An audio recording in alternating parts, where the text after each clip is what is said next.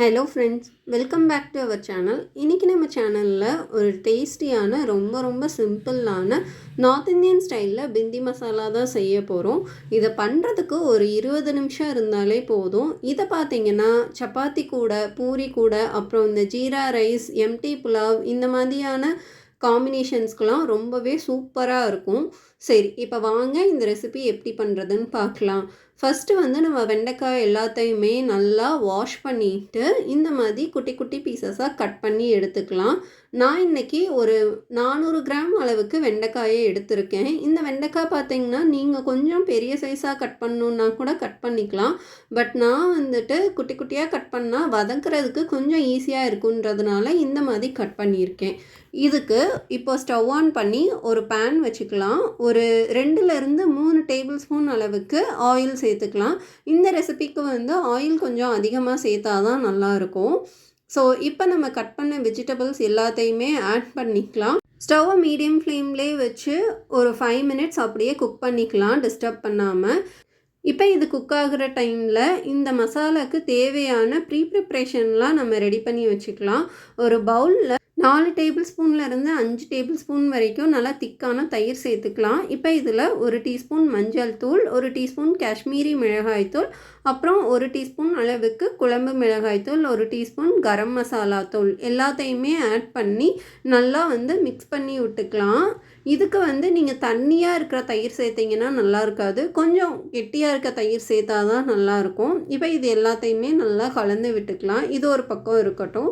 அடுத்ததாக பார்த்தீங்கன்னா நான் ஒரு 4 மீடியம் சைஸ் தக்காளி பழத்தை இந்த மாதிரி கொஞ்சம் பெரிய பீசஸாகவே கட் பண்ணி எடுத்து வச்சுருக்கேன். இப்போ இதை ஒரு மிக்ஸி ஜாரில் மாற்றி நல்லா திக்கான பேஸ்ட்டாக அரைச்சி எடுத்துகிட்டு வந்துடலாம்.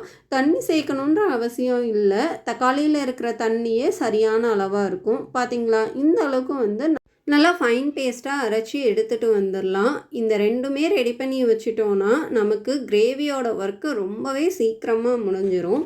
ஸோ இப்போ இதெல்லாம் ரெடி பண்ணியாச்சு.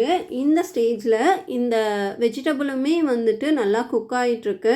இப்போ பார்த்திங்களா, இந்த மாதிரி பிசுபிசுப்பு தன்மையாக இருக்குது. இந்த பிசுபிசுப்பு தன்மையெல்லாம் இல்லாமல் நல்லா குக் ஆகி வரணும். நம்ம ஆல்ரெடி சேர்த்துருந்த அந்த வெண்டைக்காயோட கலருமே சேஞ்ச் ஆகணும். ஸ்டவ்வை ஸ்லோ டு மீடியம் ஃப்ளேம்லேயே அகெயின் அண்ட் அகெயின் மாற்றி ரொம்ப கருகிராமல் இதை குக் பண்ணி எடுத்துக்கோங்க. இந்த மாதிரி கொஞ்சம் கைவிடாமல் கிளறணும். இது ரொம்ப முக்கியமான ஸ்டெப்பு. இந்த கிரேவி பார்த்திங்கன்னா எங்கள் வீட்டில் எல்லாருக்குமே ரொம்ப ஃபேவரட்டான ரெசிபி. வெண்டைக்காய் பொரியல் சாப்பிடாத குழந்தைங்களுக்கெலாம் நீங்கள் இந்த மாதிரி சப்பாத்தி கூடையோ பூரி கூடையோ மசாலா மாதிரி செஞ்சு சர்வ் பண்ணிங்கன்னா கண்டிப்பாக விரும்பி சாப்பிடுவாங்க.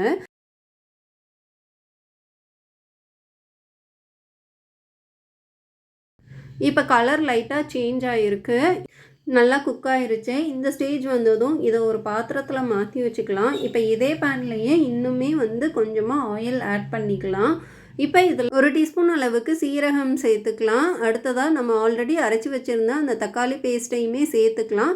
தேவைன்னா கொஞ்சமாக தண்ணியும் நீங்கள் ஆட் பண்ணி சேர்த்துக்கோங்க. இப்போ இந்த டிஷ்க்கு தேவையான உப்பை சேர்த்துட்டு ஒரு 5 மினிட்ஸ் இப்படியே குக் பண்ணிகிட்டு இருந்திங்கன்னா இந்த கிரேவியோட கன்சிஸ்டன்சி கொஞ்சம் திக்காகும். தக்காளியோட அந்த பச்சை வாசனையெல்லாம் போனதுக்கப்புறம் நம்ம ஆல்ரெடி ரெடி பண்ணி வச்சுருந்த அந்த தயிர் பேஸ்ட் இருக்குது இல்லைங்களா, அதையுமே ஆட் பண்ண போகிறோம்.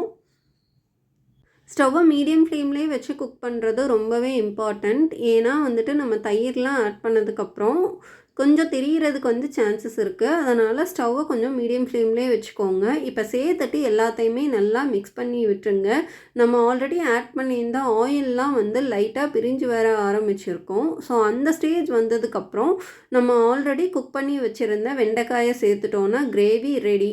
நீங்கள் விருப்பப்பட்டீங்கன்னா கொஞ்சமாக முந்திரியை ஊற வச்சு முந்திரி பேஸ்ட்டை கூட அரைச்சி ஆட் பண்ணிக்கலாம். அது இன்னுமே கிரேவியோட கன்சிஸ்டன்சியை திக்காகும். அதே மாதிரி ரெஸ்டாரண்ட்லலாம் சாப்பிட்றோம்ல அந்த ஃப்ளேவரையுமே கொடுக்கும். பட் நான் இன்றைக்கி முந்திரியெல்லாம் ஆட் பண்ணல, ஜஸ்ட்டு கர்ட் மட்டும்தான் ஆட் பண்ணியிருக்கேன். இந்த கிரேவி பார்த்திங்கன்னா தண்ணியாக இருக்கிறத விட கொஞ்சம் நல்லா திக்காக தொக்கு மாதிரி இருந்துச்சுன்னா டேஸ்ட் இன்னுமே நல்லாயிருக்கும். இப்போ இந்த அளவுக்கு திக்கானதுக்கப்புறம் நம்ம ஆல்ரெடி ரெடி பண்ணி வச்சுருந்த வெண்டைக்காயும் சேர்த்து கிளறி விட்டோன்னா டேஸ்டியான பிந்தி மசாலா ரெடி. உங்கள் வீட்டில் உள்ள ஃபேமிலி மெம்பர்ஸோட என்ஜாய் பண்ணுங்கள். ட்ரை பண்ணி பார்த்துட்டு எப்படி இருந்ததுன்னு கமெண்ட் பண்ணிடுங்க. தேங்க்யூ ஃபார் வாட்சிங். வீடியோ பிடிச்சிருந்தா மறக்காமல் சப்ஸ்கிரைப், லைக் அண்ட் கமெண்ட் பண்ணிடுங்க.